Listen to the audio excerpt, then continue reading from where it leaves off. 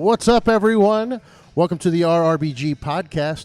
We are in Stone Brewing in Pasadena, California, and I'm being joined by Shane Hartline. How you doing, brothers? Cheers. I'm keeping it a little sober right now. Keeping it non-alc until this evening, and then I start drinking again. I haven't stopped since last week, dude. It's been a crazy week with AEW in town. I think I told it was a great show. I was there too. Yeah. I was right behind you. I saw you. Like, oh, that's right, dude. I saw you. Yeah. Holy shit. I'm sorry. I remember you messaged me, and then I kept scanning, and I thought I saw you, but now I know your face completely because I'm like right in your face, but it's like one of those things. It's like in wrestling and in the entertainment business, you meet so many people. Oh, yeah. And until you like really meet them, you don't know for sure. Exactly. But jumping back a little bit, yeah. We were talking about how much we've been drinking lately, and I haven't, I feel like I got married almost 2 years ago. Completely, this summer will be 2 years, and I feel like I have been on a 2-year bender. Tipped off by the best wedding ever, but no, I'm not. I was gonna say, everything okay? Everything's fine. I'm starting a wrestling company, and everything's totally fine. Everything's fine. Yeah. No, I just starting a wrestling company is a sign of mental health issues. I would say, but we'll get into it. Yeah, we'll get into it. But yeah, I just whenever AEW comes into town, I have to play host kind of. I know a lot of the boys, so they show up. I help Big Bill with his comedy stuff. Oh, sick! Because he does stand up now. Oh, no way. Yeah. Oh, that's awesome. He's gone up at least. He said about 80 times. Damn, sounds that's like a lot. More than most. Yeah. But he comes in a couple days early before pay-per-view. He'll show me his jokes. I'll help him tweak them, and then I book him spots. We had a couple shows at the Kookaburra Lounge. Yeah, dude, that's a great club. Yeah, I love that club. I've had the opportunity to perform there a couple times. And it's one of those clubs that it's like everybody that it always is like tough for people to get there, or to get people there because it's a weird look. It's like it's in the mall. It's at the top of the Hollywood Highland structure, and so it's a hard sell to get people there. But once they get there, it's like everyone's like, oh, this place is great. Yeah, and I want people to check it out because it's good people that run it, and the vibe is just unbeatable. Yeah, and they just got Richie, who was the general manager of the Comedy Store. He's now the general manager there. No way. So it's like he's bringing in the regulars system. So genius. Who wants to be a regular at the Kookaburra? But no, it's great. The green room is beautiful. I loved it. But yeah, we did shows there. I got him a show at the Improv with I wanted to call him Dwight, Craig Robinson. And who else was there? Mary Lynn. Okay. And a couple other people. But yeah, it's just he's doing that, and then I got all the other wrestlers want to come to the Comedy Store, and I have the connection there through the Comedy Store Wrestling. Is he based out here? Who, Bill? Big Bill? No, he's in Tampa. Tampa? Okay. Yeah, most wrestlers are Florida originally. Yeah. Florida originally here. Yeah. Same. Miami though. Okay. Nice. Awful. I hate Miami so much. I hate Miami. I'm never going back. I got nothing against you. No, I'll go back and do shows. Don't worry. Please show up. Anyway, so you're starting a wrestling company. Why? Why is probably a good question. Why? I'll back it up a bit and give a little bit of my backstory because I think it would best answer this question. So my dad was a wrestler in the 80s. He wrestled a little bit on the independents. I mean, I say a little bit, but what I'm about to tell you is it's crazy because every time he talks about it so lightly, and I'm just like, it's surreal to me. He's wrestled with the likes of Dusty Rhodes, Rick Rude, and him were supposed to be tag team. All these things that were crazy supposed to happen, and it's kind of hard to explain. So at least what I've been told is they got pregnant with me, and then he's like, okay, I gotta get a real job. So he started a real company. He started a fire extinguisher business and something that was made more sense, so his wrestling journey pivoted. Very early memories of my life were watching wrestling with him. And so at a very, very, very young age, wrestling became a part of me. And it's always just been something I was very interested in.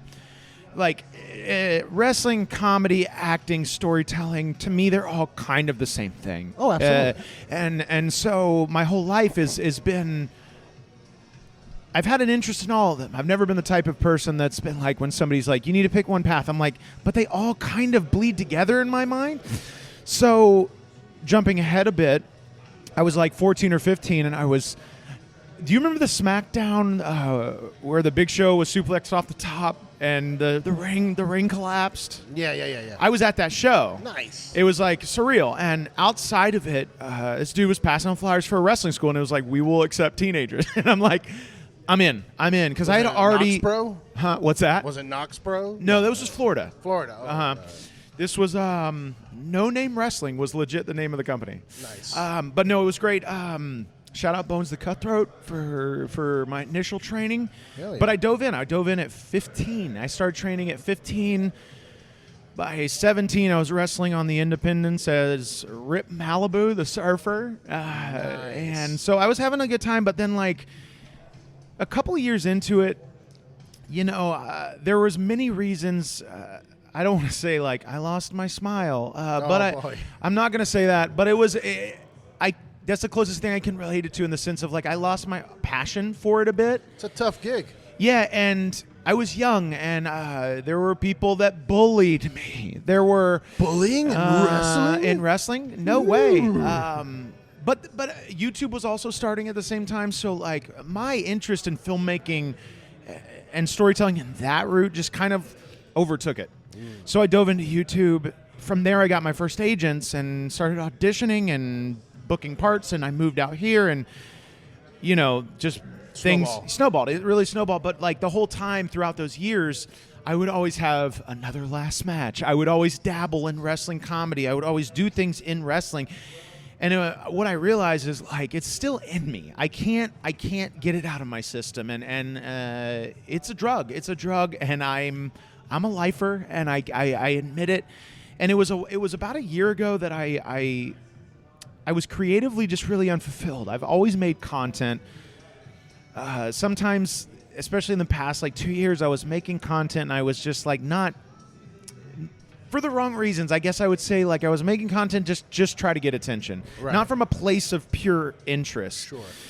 So it was 5-6 months ago at this point, we started doing the wrestling writers room videos. Yeah, that's actually where I kind of caught. Like I had seen you do like stand-up spots here or there. I'd seen some clips of you online, but like that's when I was like, oh, this dude's funny as fuck. Thank you, man. Thank you. Yeah, I mean, those are so much fun. Like it bleeds everything. It bleeds the acting, the comedy, wrestling, and I was like, this is it. And then from there, I was just like, I need to I've always felt also this like part of me that like I need to. It's funny. Everybody in wrestling has a story, and I so much relate in a way to Cody Rhodes' story, needing to finish his father's story, and in a way, I want to finish my dad's story. I want to tell his story. I want to finish what he started and didn't get to finish, because there's a part of me that feels a little guilty because he quit wrestling because he felt like he needed to provide and be a good father. Getting a little emotional thinking about it, but like this is kind of like carving my own path in the business. Like I really want this company to do well, and a lot of people, they reach out as like, is this real, is this fake? And to me, it's like that's kind of insulting in the sense that like everything I've ever done is real.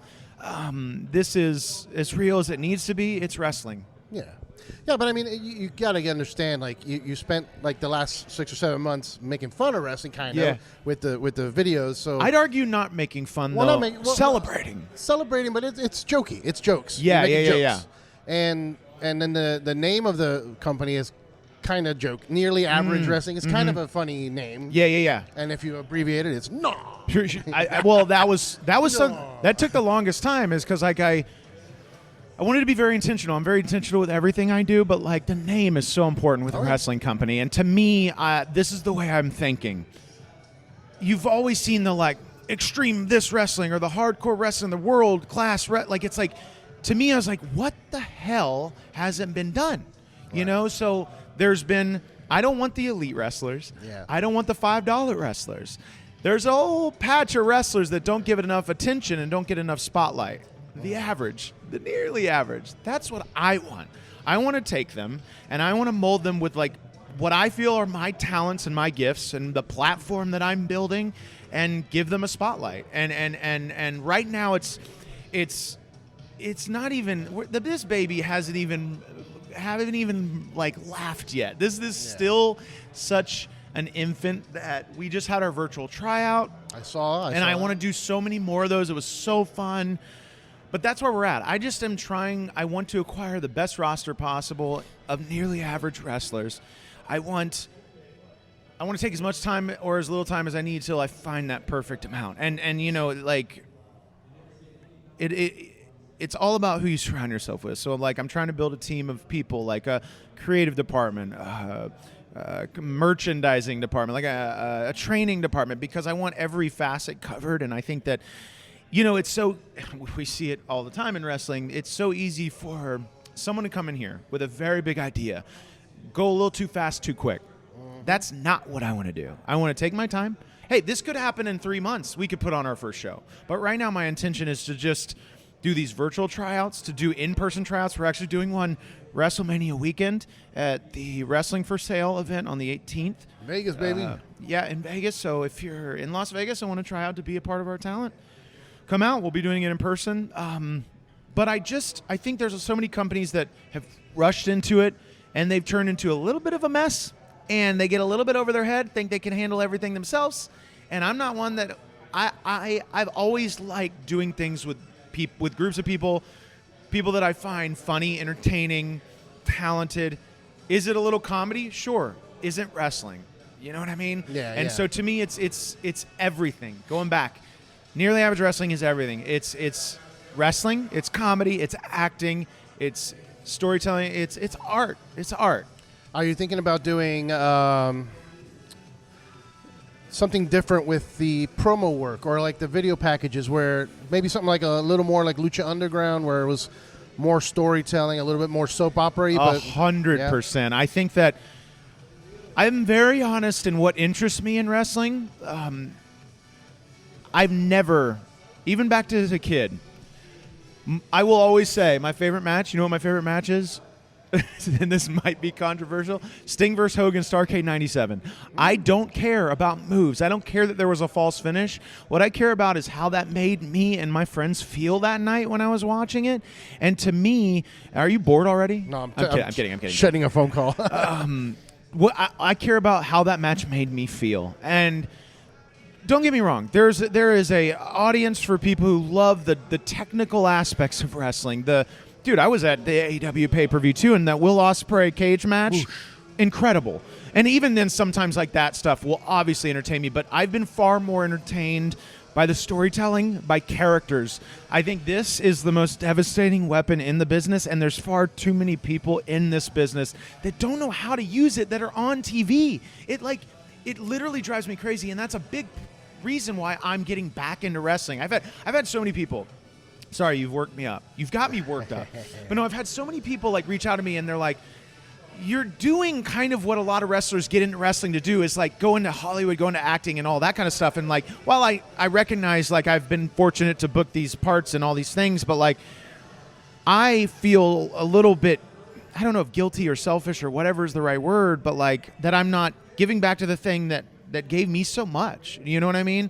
So that's a big part of it too. And then so to answer your question, long-winded, I am way more interested in storytelling. I'm way more interested in promos and diving deeper. So when people come on and try out for Nearly Average Wrestling, it's like out the gate, the first tryout, we had so many people come on and cut the typical promo. Like, I'm the best, you're the worst. I want to dig deeper. Like, I want to see you cut a promo on your 10-year-old self. I want to see you cut a promo on the person that you hate the most. If it's your dad, cut a promo on your dad. I want to find the truth in people. Like, I'm so burned out by this typical wrestling promo, and I'm sure you are too. Oh, yeah. It's the people that, like the MJFs, it's the people like CM Punk. These guys stand out because they're telling their story from a place of truth. It's acting. Yeah. It's storytelling. Yeah. Cody. Andrew Schultz cut the best promo I've seen on WWE television. I haven't seen it yet. It's just like, that's what I'm talking about. Like, that's what we need, because he's not even in the game. And he showed up and cut a better promo than 80% of the roster. You know, they need that. They need people to come in, maybe like a Schultz, not to cut the promo, to teach these wrestlers how to cut a promo properly. Because, I mean, that's I think one of the biggest successes of NXT was having a Dusty there, promo class. You know, promo class is the most important thing, I think. And that's why he stood out so much in the 80s, because it wasn't that he was this jacked, steroided out wrestler. He was different, and he was real. He was so real, and still to this day, he's one of the best on the mic that have ever done it. Yeah. Yeah, no, I agree 100%. But and even more to answer your question in detail, like how things will be stylized, how things will look, I think it's a little early, and I don't want to rush those kinds of things because, like, I think a good piece of art, you got to kind of let it find a life of its own. So, I mean, very intentional with our first live stream. I started with a blank canvas. There was a big white wall behind me. That was very intentional because I don't want to force, like, any image, a specific look. I want it to find it on its own. Yeah. You know what I mean? And if this takes a month, hours, years, however long it takes, that's how long I'm going to take.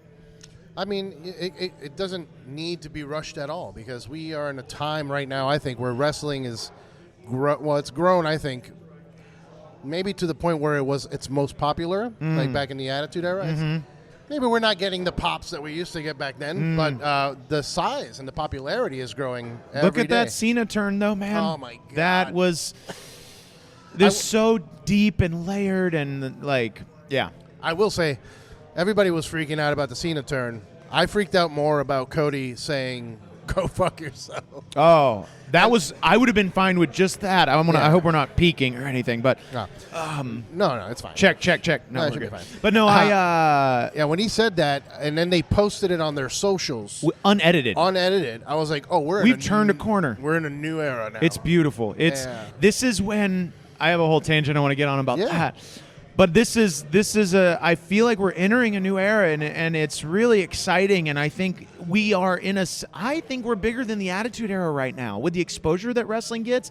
Maybe not on TV views, but like, as you know, and like everybody knows watching, it's like you accumulate every view from phones to YouTube to television to streaming. I was like, add all that up, we are getting more exposure than ever before. Yeah. And you know what helps that, in my opinion, is things like Travis Scott in there. And to me, like, you have the bullies in wrestling, like Bully Ray, that literally are bitching and complaining that Travis Scott, like, black-eyed Cody Rhodes. One, peel back the curtain. I'm sure this is something they discussed a little bit beforehand to let somebody in there and do something like that. But I will also say this, that hit, that black eye that Cody got, that small sacrifice, how much exposure have they gotten from it? Oh, yeah. And, people are putting it out there as a botch or whatever, but it's like that was probably very intentional. More intentional than I think than anybody probably thinks. Yeah, the viral aspect, unfortunate as it may be, because I'm not a fan of I'm not a big fan of like influencers type deals. Sure, yeah, viral I stuff. Get that. But I understand its value. Yeah. I know that a viral moment is everything, and if you can capitalize on that, you end up with a podcast like the Talk to Our Girl. Yeah. Look where that went. No, yeah, great. But I mean, I'm putting myself in. I shouldn't, but I'm going to put myself in Cody's shoes for a second, and I got to imagine he was probably thinking like, what a small sacrifice this will be, or small risk, but what will it do for the business? Cody is about the business, and whatever. His job is to elevate. Look what he's done since he's been in WWE. I'd like to remind Bully Ray that Cody Rhodes had his wife burn him alive on national television. No comment. You know what I mean? You don't think he could take a slap? Get a little bruise?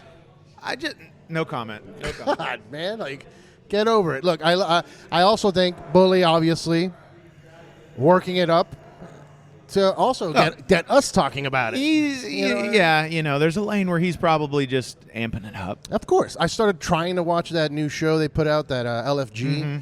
And as interested as I am, I'm also kind of like put off by some of the reality TV aspects of it. I think it feels a bit too staged. Yeah, it's pretty staged. Yeah, and I get it. That one kid that's, starting beef with Bully, I'm like, it feels so intentional. Get out of here. Doesn't feel real. And that's like, bringing up LFG, there's an element of that in this, and what I'm trying to do in that, the live stream aspect. with the live stream aspect, like our first one, Joey Janela hopped on. That wasn't planned. Like, that just happened. And, like, that to me bypasses the staged aspects of certain things because I can't plan what people are going to come on and say and do.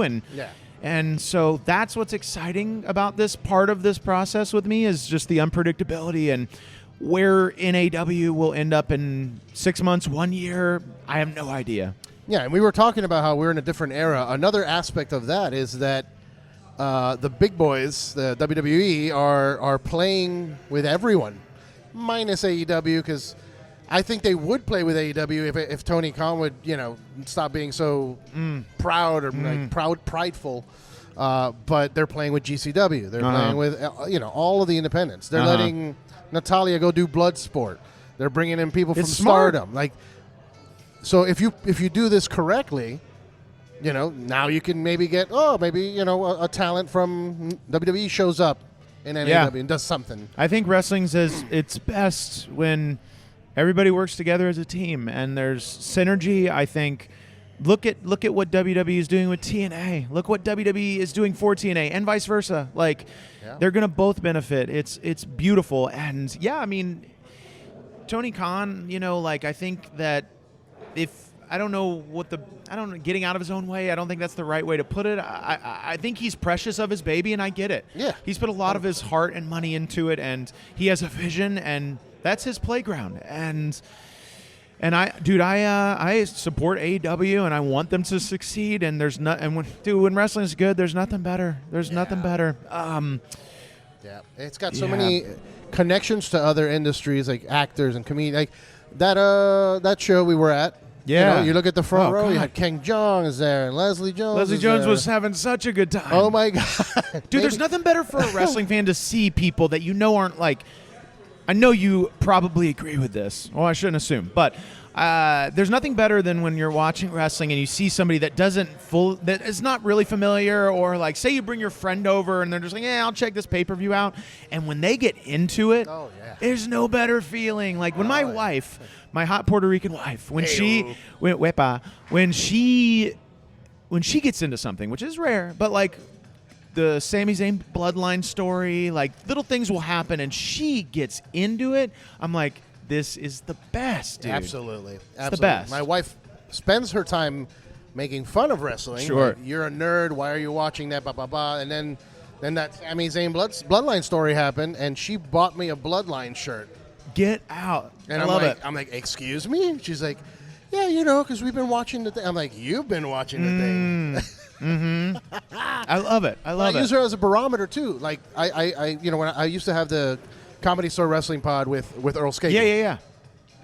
And we would do reviews, and I will use her as a barometer.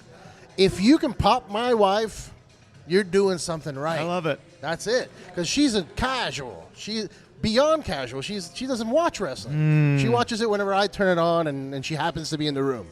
But if she's paying attention, you got it. Dude, you got something right. That's it. That's the casual viewer. And I think that another thing I'm trying to do that I think wrestling has made the mistake of a lot in the past is considering the casual viewer. And I think something that maybe Tony Khan doesn't consider enough is the casual viewer. Like, while there is a massive, massive audience of people that they pop for these guys from New Japan, and they're fantastic, and they're beyond talented in insane ways.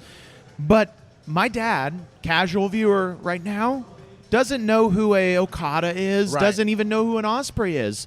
And it's like, I can sit there all day and explain their history or their talents and their abilities, but you got to consider my dad. You got to consider the casual viewer. And I think maybe the one thing that I will say that Tony isn't doing enough of is that right now is like, it's maybe leaned too far in the direction of his taste. And, I think that why, albeit brief, but like why Eric Bischoff was so great back in the Nitro days for that period of time was that I think he was intentionally trying to consider everybody. There was a little bit for everybody. Yeah. At least is what he talks about. And I mean, that's my favorite time in wrestling. And WWE, I think, is starting to get back to that. I think they're starting to consider the casual viewer, the non-viewer, the hardcore fan. It's such a simple thing, and it's been my number one critique of AEW this entire time. I love AEW. Me too. I have a lot of friends that work there. Yep. But video packages, so simple. WWE's been doing it like, hey, check out this cool person. Look at all the cool stuff they've done. Now they're here. And that's all you need. Just a little quick, here's 2 minutes of who the fuck is Okada. Yeah. I know.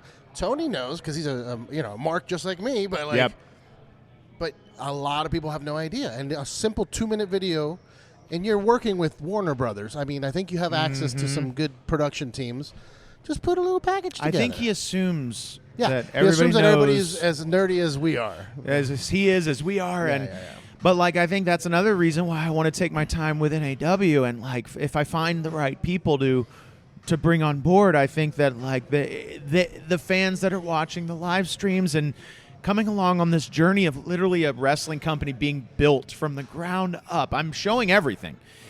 A company being built from the ground up, you're going to see the stars be built from the ground up. And I want people to become invested in these people and in these comedians and actors and wrestlers that become involved, because if you can fall in love with them from the beginning, that's how you tell stories. Absolutely, man. That's how I got into when I moved out here to Los Angeles.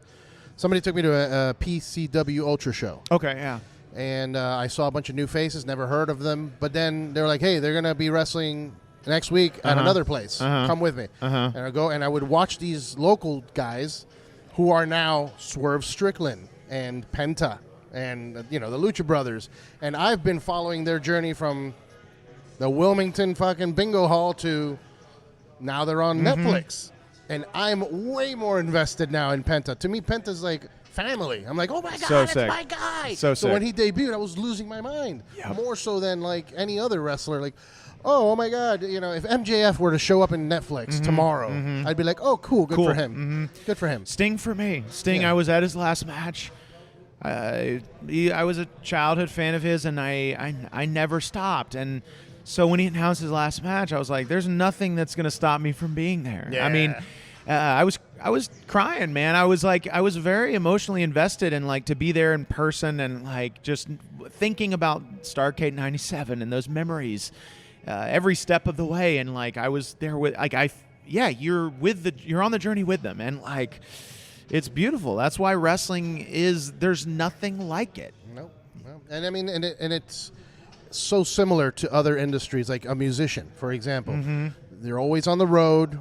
You're always selling merch. Like it's very similar. And same with comedians, always on the road, always trying to sell merch, trying to go, promote your next show. It's very, very similar, and I think everyone can find something to attach themselves to when it comes to pro wrestling.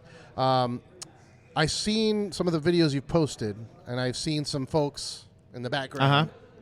Do you have people already on board that these are your now NAW guys, or people that have committed, like Peter Avalon? I noticed he's involved. He's a homie of mine. We actually tried to start doing local shows around here, but couldn't at breweries, but couldn't find anybody to pull the trigger. It was kind of weird. Everybody was kind of put off. I'm like, well, I'm going to bring you a bunch of people. It's going to be big. And they're like, It's hard. It's so tough. But anyway, so you got like a Peter Avalon I saw Zach Ass. Yeah. Who else do you got that's kind of in your circle right now? I mean, so far, if you watch the first live stream, you can see the people that are attached at this point. I think that I'm trying to be also very transparent, and people are like, "Is this real? Are the contracts real?" The contracts are real. There is no pay. What I pay and what I guarantee and what I feel like is worth more than money in 2025 is exposure, is clout, and a platform that I can, like, if I can elevate somebody and they become a name in this business and they can make money, that's what I want to guarantee. The guys that you've seen are the ones that are currently attached. Now, Peter and Shane, I'm trying to surround myself with people I like to work with and build up. That might change. People might leave. People might come in. But right now, these are the people that I'm trying to build a team. Like Peter and Shane, when we bring somebody in that maybe needs a little brushing up of their wrestling ability, that's where I have Peter and Shane to look at. They may, wrestle on shows in the future. That's not really my focus for them right now. I think that they're way beyond average. I think Peter Avalon and Shane Hayes should be on television weekly. Yeah. I think that Peter is somebody that I think is so undervalued and underestimated, and what he could do for this business is so yet to be like touched. Like the way that he can mold his face and tell a story. They always are like, tell the story to the person at the top. Well, man, there ain't nobody that can do it better than him. Yeah. And so big fan of Peter Avalon. So for me, I'm not as concerned about, they might wrestle, but like for me, I'm more concerned about taking their talents of being good wrestlers and storytellers and helping our talent elevate themselves. Past that, we've got creative team of writers, actors. I have security. Like, who knows what could happen in these live streams and in person in Las Vegas on the 18th. So that's why it's like I am trying to be intentional. I'm trying to not rush anything, and I'm trying to be very transparent because there's a lot of wrestlers, a lot of promoters, as you know, that make a lot of promises that they can't keep. I was going to say, like, how do you convince someone that's kind of a cynic and they're like, hey man, I've gotten the offer to perform for a hot dog and a handshake before, or like for clout, like they do that a lot to comedians or bands. Like, if you play our show, you're gonna be someone. Like, a lot of people are skeptical when it comes to that. So how do you convince someone to be like, hey, trust me, it's not that. I'm trying to build. They have to believe me. They have to look in my eyes and like know that I'm telling the truth. I've wrestled on shows. I've wrestled on those shows that it was like, we'll pay you this, and then you show up and you're on the pre-show and you don't get paid anything, and your family came and they didn't even get to see you wrestle. So it's like, what I always told myself and what I pride myself on is being real with people and valuing people's time and using the platforms that I've built, 1 million followers on TikTok, over 100,000 followers on Instagram, and using my platform to elevate the people that my friends, the people around me, and that's what I want to do right now. If money comes in down the line, like, great, like then we can start talking things like that. But right now, this is what I can give people, and that's all I can give people right now. So I'd rather be transparent and upfront, and I think that if you don't want to work with us, that's fine. Yeah. Is there people that you're looking at that you're like, man, I want him on my team? Yeah, it's people that. That's a good question. That's a good question. It's hard to say because the focus is on the average. The focus is on the people that don't get the right look. Like, there's been companies that are like, we want bad wrestlers. We want the most elite. I want the in-between. I want to mold people. I want to build people. It's hard to say. I think that I'm waiting for that person to come to me. Okay. I'm waiting for that person to jump on our live streams. You can audition from anywhere on the planet. And we're not just looking for wrestlers. We're looking for refs, announcers, managers, all the positions. Our next virtual live stream is the 31st, March 31st, 8 p.m. Pacific. We're trying to do it right after Monday Night Raw, so you can hop on and jump in and jump on camera. We had our first live stream. We had record viewers, and there was a person on camera every back to back. It was so exciting because I went into it. I'm like, there may even be nobody that jumps in, but and that's be no fault of your own. It's just the algorithm sucks. You're building your algorithm sucks. You're fighting against an algorithm. Yeah. But I was also very intentional over these past few months of like, if you go back on my timeline and look, like my content over the years is like, it's not been very focused. It's just kind of been like my mind. I just like to make whatever I want to make. And like maybe in the past, if I was a bit more intentional, things would have happened for me a bit quicker on platforms or whatever. But if you go on my timeline, you look over the past few months, I've been very intentional with wrestling content. Like, just because I want to like churn that churn that algorithm a bit in my direction, if that makes sense. So that when I knew I'd launch this, there would be people like, oh, I'm ready for it. And it's working and it's building and there's excitement growing and it's just the beginning. Now, you mentioned that and obviously from your career, you can see that you are a person that likes a lot of things. You do stand-up, acting, all that. Is that all going to take a side step? Or are you going to continue doing stand-up? Are you going to continue acting? To me, everything is starting to bleed together more than it ever has. This could become all of that. Yeah. For me, this could become all of that, and I think that is what excites me more than anything is we are in a day and age, I personally believe, that you don't have to do just one thing, but that works for some people. my brain is a weird thing. I've always been way more interested in like pursuing everything that I want to do. Sometimes that's been to my detriment. Sometimes that's benefited me. I think this is the clearest path of like everything coming together at once, because it will be acting, it will be comedy, it will be stand-up, it'll be improv, it'll be wrestling. But isn't that wrestling? All those things just like in a melting pot. Yeah. I'm curious to see where it goes, man. 'Cause, Thanks. I mean, I think that. Got to get you in there. I mean, yeah. We'll talk after the. I'll tell Talk you business after. I'll talk business. No, it's. I'd like to see those types of things infused even into the show. However, it ends up becoming a show. You know, if it's on TV, if it's on YouTube, whatever it may be. But like, you don't have like stand up mixed in with wrestling. I tried to do that. I was working with a couple guys, Circle 6, trying to like do, we have bar wrestling fights and stand-up comedians and a band.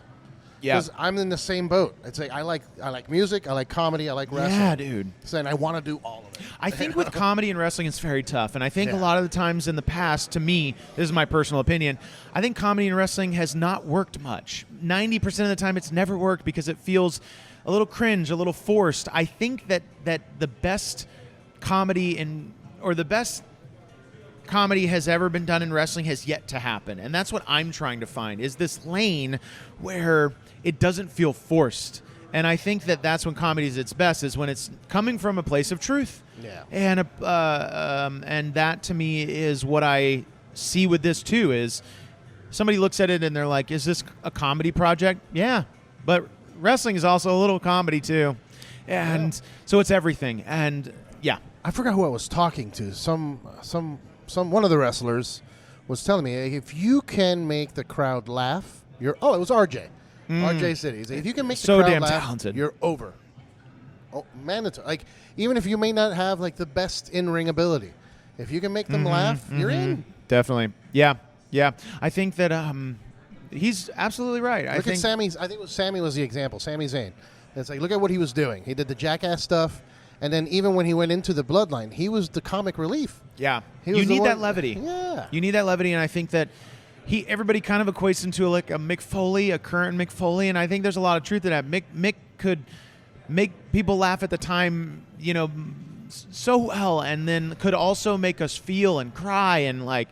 But I think MJF can make us laugh, can make us angry, can make us love him. But I think that's what it really takes to transcend in this business. And like another aspect of things that people have reached out to me and asked me like lately is like, because I'm kind of dipping my toe back in the business, they're like, are you going to wrestle again? What are you doing? Like my family especially, because they're just like, what the hell? Yeah. I mean, my poor mom, she's like, your face, don't do it. I'm not as focused on that. If an opportunity pops up, like I'll throw this out there. I know Paul Walter Hauser, and I think that him and I could tell a really great story if given the opportunity. I want to put his Emmy on the line. I've been very open about that. But no, I would do something if it made sense. I'm not very interested in diving back in full time. Now, what I would be interested back in full time is in a position where I can advocate for people, where I could speak for people and elevate people and mold them, which is really what I'm building in AW. Is I want to build a core group of people that I can elevate, because this isn't about me anymore. This is about giving back to the business. It's not about me. You know what I mean? Yeah. Yeah, no, it's tough. It's a tough business overall to get started, let alone start your own promotion. Like even just getting started as a wrestler it's hard, because you got to do the school circuit, and you got to do all these lame, shows in gymnasiums. And I mean, look at Peter. Peter made it to AEW, and still, he's not being used as he should. Not being used as he should. Yeah. Shane Haste, another one. Yeah. Like it's a tough business, but I feel that if you are passionate about it and you're putting in the work, you'll get there. You'll get there. Thanks, man. So, is the plan TV, YouTube? Like, are you thinking that far ahead? Yeah, I am. I'm definitely thinking that far ahead. I think the first year, I'll say, mission that I'm looking at is I want to scout. I want to have these tryouts. I want to do them virtually, which is what's awesome. It's like I can just hop on my phone and like do it, and it costs nearly nothing. And so I'm trying to take advantage of the platform that I've built for good in a way. Is like giving people their spotlight that may never have had one. Like, and that again, another thing I want to be very transparent about. Men, women, whatever you identify yourself as, like this is open to anybody. Like I want this to be a platform. If you're talented, or if you want to have a career in this business, like use us, come in, jump on the camera. But the year goal for me, working backwards, that I'm really wanting to shoot for is we're doing this little kind of like, I'm calling it like a soft launch at WrestleMania weekend of an in-person tryout. Right, I have an idea of what that could look like, but anything can happen, So, but a year from now, next WrestleMania, what I want to do is if we're still in the trajectory of just scouting talent, I want to do it in a theater. I really want to go big. I want to do it in a full fucking theater. Pardon my language if I can't say the F word. You can. Fuck. I want to do it in a theater, and then maybe somewhere in between, like a SummerSlam, do a comedy club tryout, in person. Maybe have some special guests that are with me giving their feedback on talent. That's the loose game plan. That's what I want to do, and kind of why I want to put it out there, because I'm a big believer in putting out what you want and to the universe. Little spiritual, whatever you want to call me. I might be a little bitch, but I don't care. But no, it works. It's just Trust my truth, me. man. It works. But yeah, that's kind of the game plan. And then past that, we're documenting everything. If it turns into a television show, if it turns into a YouTube project. Right now, I just want to document as much as possible. I want to put it out there as much as possible. And so people can come along the ride from the very beginning. Yeah, I'm curious to see what a live show. Sorry to interrupt. In a non-fabricated way, because I think like if you go back, certain companies that have video blogged their journey of creating a company, it's like there's kernels of real in it, but it was a lot of fabrication, which I understand. We're telling stories here, but I think what's more important to me is as being as authentic as possible. Yeah. I mean, a live show like live wrestling. How do you envision that going? Because if it ends, and not that there's anything wrong with just putting on a wrestling show. Yeah. 10 matches and you're done out of the day, but do you envision it kind of being more of a variety type of deal where like there's matches, but there's also in-ring promo? Yeah, comedy? I guess at this point you could probably say that. But again, it's not my concern right now what that looks like. You just want to build the roster. I want to build a roster that people fall in love with and believe in everyone. I think that, like we touched on, far too many companies have just rushed into putting on shows, and then some and many suffer because of it. And I think that my goal is a live event. My goal is an experience. My goal is something that is different. If that includes matches, if that includes comedy, whatever that includes, I want it to be different. And what it will be, I know even a month from now will be different, because even a week into it, it's already different than but isn't that art? That is art, and you got to allow it to breathe. And I am like I'm letting this baby breathe, like with the intention obviously of building towards events, building towards maybe a touring act of some kind. Like, my dream as a comedian is to be able to perform around the country. And like, so if I can scratch that itch a little bit through this platform and then also bring friends along with me and showcase people, then how great is that, dude? That's the dream. You know what I mean? That's the dream. How often are you getting up to do stand-up nowadays? Not as much as I should. But I think that's like, again, it's something that I'm not forcing. It's like I love stand-up, but I'll be honest, like I got into it 2.5, 3 years ago at this point, and never thought I would. I did improv for 15 years before it, but then I was kind of given this really awesome opportunity at a time that I really needed it. I had just finished working on this TV show, Station 19, and so there was this period of time after I was like, well, damn, that was 2 years of my life. What do I do now? And then my friend, shout out Olin Rogers, he does this touring stand-up storytelling act, and he was looking for someone that kind of matched his energy to open for him. He came to me, and I was thinking oh cool, this will be 10 minutes, no big deal. Out the gate, he's like, no, I want you to do 20 to 30 minutes. Ooh. And I'd never done stand-up before, and I really didn't want to, because to be honest, I liked consuming it, but I was very intimidated at the thought of jumping into it. But I did it, and I started to love it, and I started to love performing, the thought of doing it. I've always loved consuming it, but any thought of me doing it, no way. What was there how did you feel getting on stage? Because and what is the difference between getting on a stage to do comedy internally versus getting on a sound stage to do a movie or something?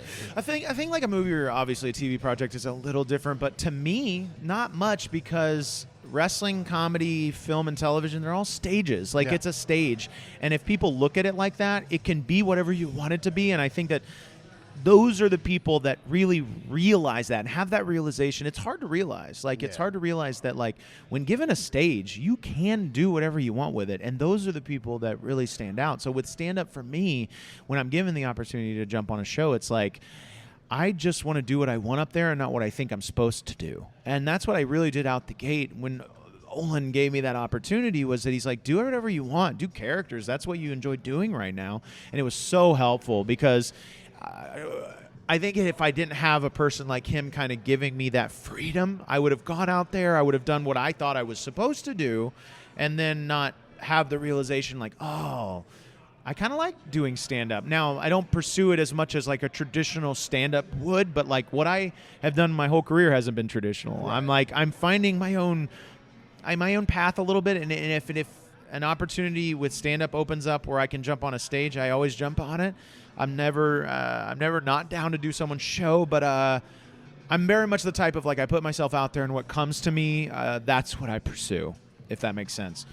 So I wouldn't call myself a full-time comic. I very much enjoy doing stand-up, but I don't consider myself a stand-up. I consider myself a storyteller. Okay. You know what I mean? Yeah, and I try to mad respect to the people that are like open mics, grinding. Oh, God dang, man, what a. It's a grind, dude. It's a grind, and I've been around a bunch of comedians for a very long time. That was the advice: go do 100 mics. Oh, for sure. And I'm like, all right, and I felt.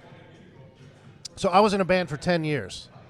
So that's the grind too, man. Yeah, and I felt when I first got on to do stand-up, I didn't feel any fear. Mm-hmm. All of them kept saying, oh, you're going to bomb your first show. It's going to be awful. You're going to feel nervous, blah, blah, blah. Don't feel nervous. And I got them like, this is home. I've been on stage for 10 years. This is nothing. And then there's people that do 10 years and never feel that. They never find it, but they keep looking. But like the sound stage on a TV show or a movie, it's similar. Very similar. You got a bunch of people watching you, and you got to do your thing as good as you can. Yeah, I mean, I'll say this, is when I was working on Station 19, like what the character was written as for me was not who the character ended up being, because I took some chances in the beginning. Like, you got to also like take calculated risks. You got to be careful with certain risks, especially on like a film or television set, because it's not like a comedy show where there's like, oh, there's 50 to 100 people in the audience, and like there's very low risk here. There's a lot of money being put into a film and television project. So it's like, find your moments. If somebody's giving you the opportunity to, hey, show me what you got, go for it, man. Because they're either like gonna love it or they're gonna not love it. But either way, you gave it a shot. And for me, like, I took some chances early on that show. And again, it just made me realize is like, look, this can be anything you want it to be. And that's really what I'm looking at with this NAW thing, is like, it will become anything it wants to be, and it can be anything I want it to be too. That's awesome, man. That's exciting. Thank you, dude. Well, let's cut it here, because I don't know how much time I have left. I thought I brought my power charger, but I didn't. All good. But all right. If you haven't seen Station 19, watch it. Thank you, dude. Obi-Wan, yeah. you have a mask on, but whatever, but it's fine. I'm talking old Obi-Wan Kenobi. Well, check out the Instagram. You got a bunch of really funny clips. The whole like the WWE writers' room. Thank you, dude. Everybody cooked out of their minds, like, coming up with the suckets and like all hilarious. I'm very excited for you in this journey with wrestling. Anybody that watches the show knows that I talk about wrestling too much. I try to have my talk about. I had my own other. I had to create a separate wrestling show just to talk about wrestling. But I'm very excited about it, and you and I need to talk a little bit more off camera. But tell people where to follow and do all the things for NAW and for you. Yeah. Search Shane Hartline on Instagram. All the platforms I'll pop up. But follow Nearly Average Wrestling at Nearly Wrestling on Instagram. And next virtual tryout is March 31st, 8 p.m. Pacific. And we'll be in Vegas the 18th of April at the Wrestling for Sale event. between their event starts at 11 a.m. and we haven't got an exact time of when we're going to be on stage because there's going to be a couple like podcasts and things happening at that event. But if you're there and you want to try out to be a wrestler, come out in person. Hell yeah. And follow this show. If you're watching this because you follow him and you just stumbled on this, at RRBG Podcast. I have a bunch of wrestlers and comedians and actors and musicians, a lot of musicians to be fair. But if you dig around over the last 8 years, you'll find some cool shit in there. Thank you for watching. See you next time. Dude, this is great, man. Fantastic, dude.